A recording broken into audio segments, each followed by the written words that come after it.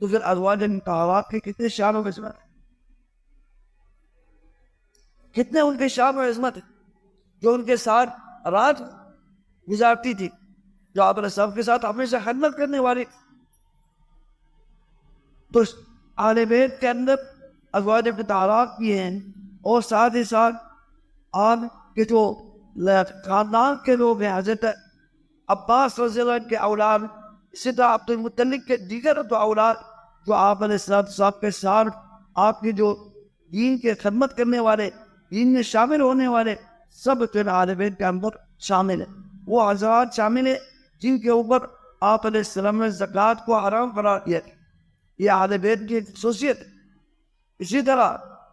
آپ علیہ السلام کے جو داماد حضرت علی رضی اللہ تعالیٰ ان کے بیٹے آپ علیہ السلام کے نواسے اور نوازی